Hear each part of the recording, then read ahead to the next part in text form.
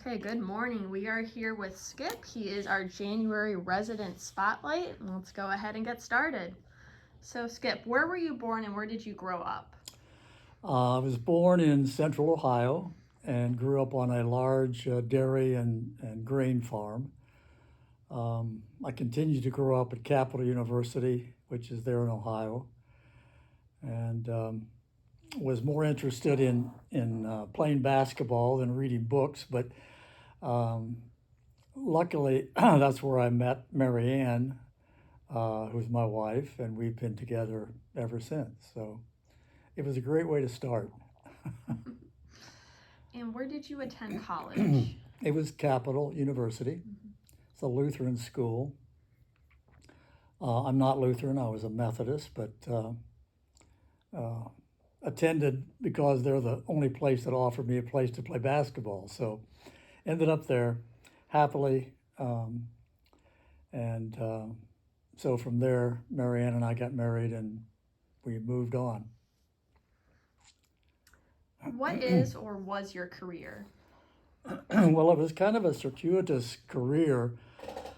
Um, I started out as a having gone to theological school. I started out as a Methodist pastor, and then after 5 years, which I enjoyed, I was asked by the church to work on a social justice work in the inner city, doing issues like integration and fair housing and fair employment and those kind of social justice issues in behalf of 65 congregations. And that led me into criminal justice, and it led me into consulting, and ended up in Virginia as the national director for a nonprofit, and then to a career of consulting for 35 years, doing what's called organizational development.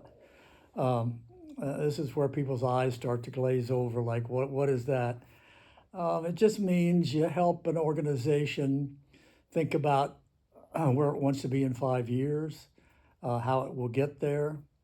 Um, you help them through times of difficult change, like when they get a new leadership or there's been a crisis in the organization. I loved that work. I was able to work in every state except Maine and Montana, and worked abroad as well in Bulgaria. So it was a great. I met great people. They all were eager uh, to improve the organization, and so they weren't resistant. And I was very fortunate to do that work. Tell us more about your family. We have 3 daughters, and we have 13 grandchildren. We lived in Virginia for 35 years before coming here, and they're all in Virginia. So we'll go back for Christmas and we'll see them all. And um, we're very blessed by such a nice set of daughters and great grandchildren. So What are your hobbies? I don't know if they're hobbies or like pastimes. I play golf 3 times a week. I usually bike a couple times a week off grounds down the Lakes Park or Alico Road. Um, I like to do some woodworking, kind of as mental therapy to do that.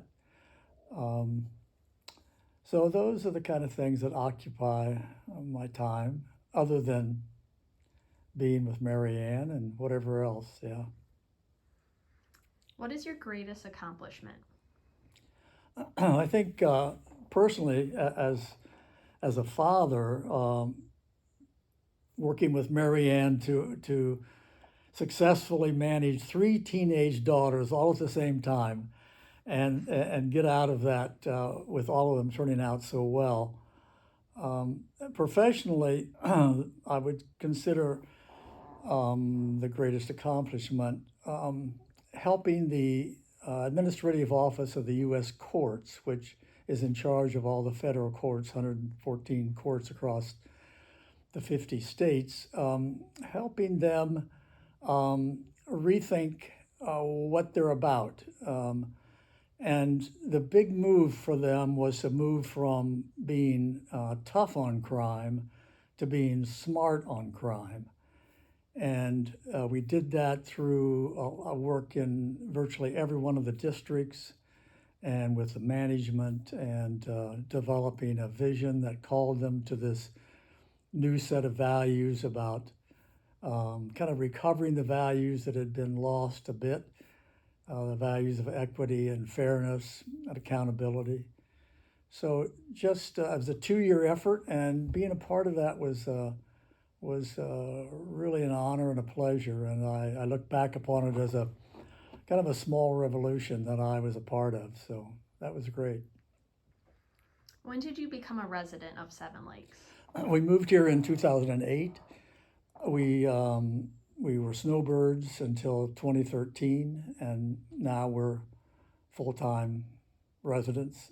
Actually, 2019 we became full-time, and it's hot in the summer, but we love it.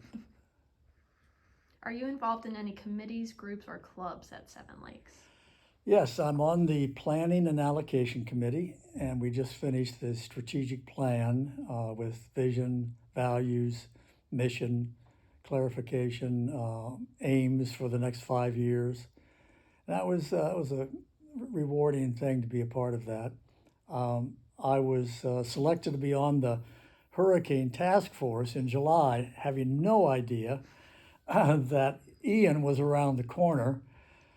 So that was a baptism by not fire, but wind and water in September, and but that was still what I learned about Seven Lakes in the pandemic and in the hurricane is the high degree of consideration people have for each other. In the pandemic, people self-reported if they became infected, which protected those who had been around them or would be around them. And during the during the hurricane, people just looked out for each other and were considerate and shared space and goods and all kind of things. So I learned a lot about us, and they were all good things. What is your favorite thing about Seven Lakes? I think it's that what I said about the fact that people are considerate. I think the other thing I really value here is that we are self-governed. We are not owned by a development company that built the place and stays around. We're not managed by some national management outfit. We govern ourselves. We own the property, and that's a responsibility, but it allows us all to leave our fingerprints here and there as we make decisions and live here. And I think that's rare, and I really value that. So I like that a lot. And what advice do you have for a new Seven Lakes resident? Well,